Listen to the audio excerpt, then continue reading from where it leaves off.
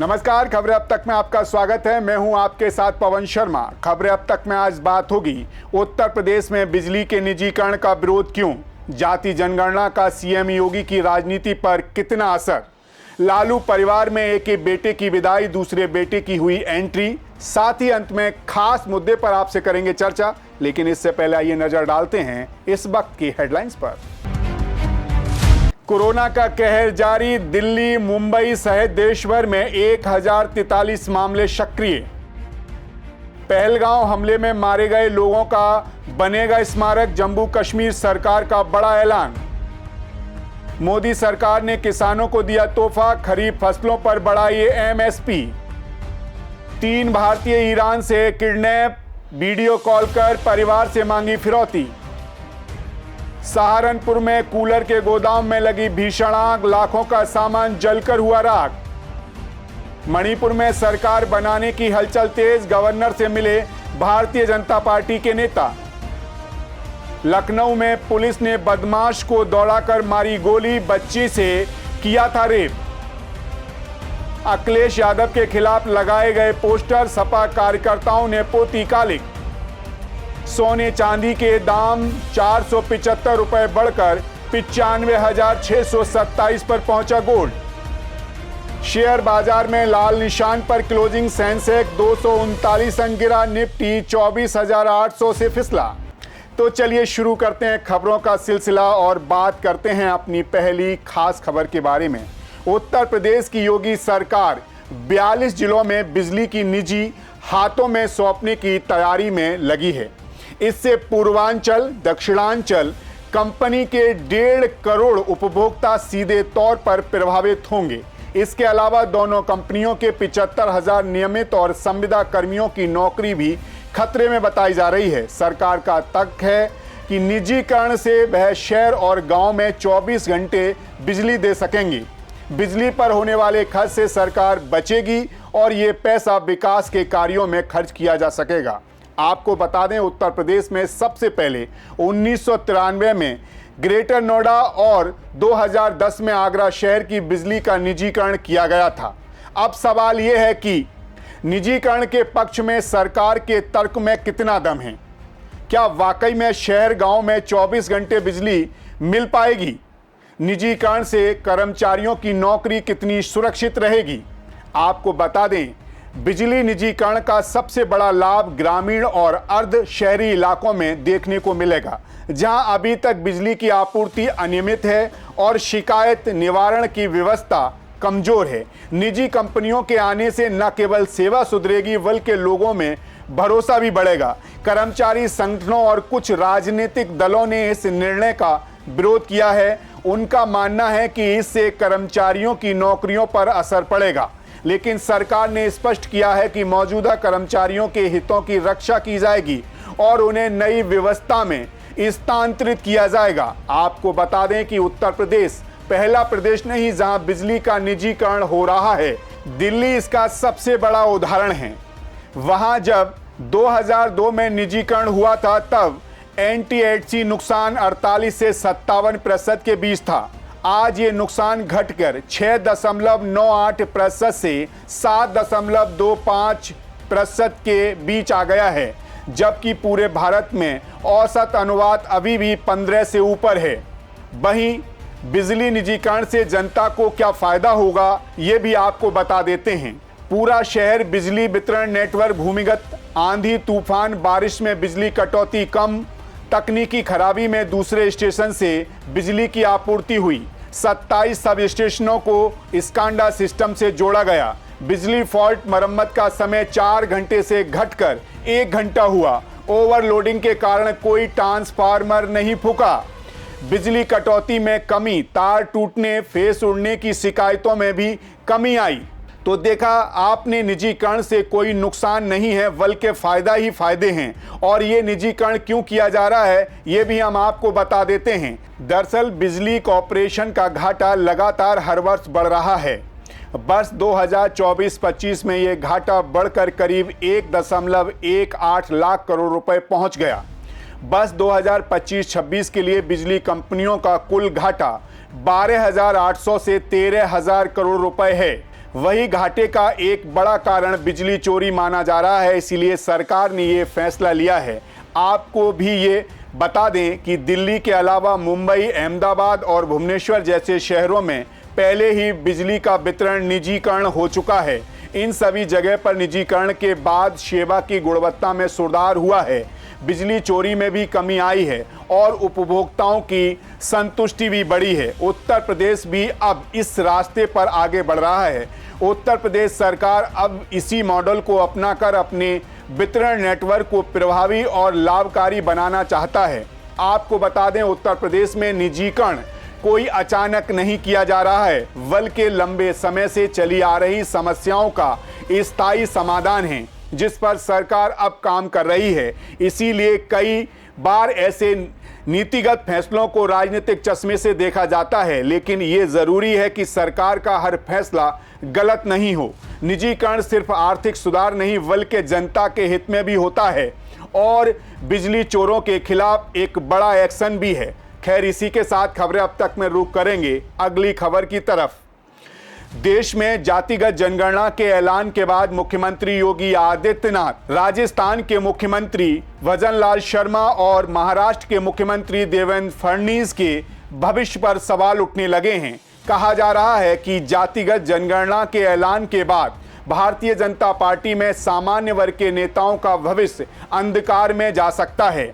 जातिगत जनगणना के नतीजे के आधार पर नेताओं के भविष्य का फैसला होना है। ऐसे में कहा जा सकता है कि देश और प्रदेश में पिछड़ों और अनुसूचित जातियों की संख्या सबसे ज्यादा है। वहीं अगर उत्तर प्रदेश की बात की जाए तो जातिगत जनगणना की घोषणा के बाद उत्तर प्रदेश में योगी की उपयोगिता पर भी सवाल उठने लगे हैं।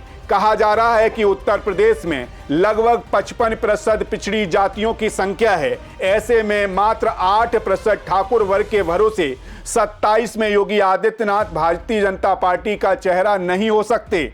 ऐसे में योगी आदित्यनाथ जैसे नेताओं के लिए जाति जनगणना घाटे का सौदा साबित हो सकता है, क्योंकि योगी आदित्यनाथ की राजनीति का आधार धर्म है और जाति के हावी होने पर उसको नुकसान उठाना पड़ सकता है। जाति जनगणना के बाद चीजें आबादी के हिसाब से चलेंगी और तब सिर्फ एक ही फॉर्मूला काम आएगा, जिसकी जितनी आबादी उसकी उतनी हिस्सेदारी। वहीं उत्तर प्रदेश के जातीय समीकरण की बात करें तो 17 से 19% सवर्ण वोटर है, ब्राह्मण 10% हैं, राजपूत 5% हैं, वैश्य 2% हैं, भूमियार 2% हैं, 40% से ज्यादा पिछड़ी जातियां हैं, दलित वोटर्स 21% हैं, 9% मुस्लिम वोटर्स हैं। वहीं देश में हुई जाति जनगणना की बात करें तो भारत में आखिरी बार जनगणना साल 2011 में हुई थी। भारत की कुल आबादी 121 करोड़ से भी ज्यादा थी। पुरुषों की संख्या करीब 62.3 करोड़, महिलाओं की संख्या 58.7 करोड़। वहीं 2021 की जनगणना को पहले कोरोना महामारी की वजह से टाल दिया गया, लेकिन प्रशासनिक और राजनीतिक कारणों से ये जनगणना बहुत खास मानी जा रही है, क्योंकि ये भारत की पहली डिजिटल जनगणना होने वाली है, जिसमें मोबाइल ऐप और इलेक्ट्रॉनिक्स उपकरण के जरिए डेटा लेने का लक्ष्य रखा गया है। हालांकि अब देश में जाति जनगणना करने को लेकर केंद्र सरकार ने बहुत ही बड़ा फैसला लिया है। आखिरकार सरकार जाति जनगणना कराने के लिए तैयार हो ही गई, वो भी तब जब भारत और पाकिस्तान के तनाव बढ़ा हुआ है। आपको बता दें, विपक्षी पार्टियां हमेशा से जाति जनगणना की मांग करती आई हैं। वहीं उत्तर प्रदेश में जाति आधारित राजनीति का बोलबाला है। समाजवादी पार्टी ने 2022 और 2024 के चुनाव में इसे मुद्दा बनाया था, जिसके बदले उसका वोट प्रतिशत भी बढ़ा था। ऐसे में केंद्र ने जाति जनगणना कराए जाने का फैसला लेकर बड़ा दांव चला है। सपा व कांग्रेस समेत तमाम विपक्षी दलों की धार को कुंद करने का भी एक प्रयास माना जा रहा है। वहीं इसका कितना असर सीएम योगी की राजनीति पर पड़ेगा, ये देखना दिलचस्प होगा। खैर, इसी के साथ खबरें अब तक में बढ़ेंगे अगली खबर की तरफ। इन दिनों पूरा बिहार सिर्फ एक ही खबर की वजह से सुर्खियों में छाया हुआ है। वजह है लालू प्रसाद के घर में एक बेटे की विदाई तो दूसरे बेटे का आगमन। नहीं समझे ना? आप तो चलिए हम आपको बता देते हैं। दरअसल बीते दिनों राजद प्रमुख लालू प्रसाद यादव ने अपने बड़े बेटे तेज प्रताप यादव को 9 साल के लिए पार्टी से बाहर का रास्ता दिखा दिया और साथ ही घर से भी बेदखल कर दिया। और यही वजह है तेज प्रताप का प्रेम प्रसंग। कुछ दिन पहले तेज प्रताप यादव ने अपनी प्रेमिका अनुष्का यादव के साथ अपने रिश्ते का खुलासा किया था। उन्होंने कहा था कि दोनों 12 सालों से एक साथ हैं। इसी ऐलान के बाद भी लालू यादव ने तेज प्रताप यादव को पार्टी से बाहर का रास्ता दिखा दिया। वहीं हंगामे के बीच लालू प्रसाद में एक नए मेहमान की एंट्री हो गई। जी हां, लालू यादव के छोटे बेटे तेजस्वी यादव को बेटा हुआ। लालू यादव दूसरी बार दादा बने तो वहीं तेजस्वी यादव दूसरी बार पिता बने। परिवार ने बच्चे का नाम इराज लालू यादव रखा।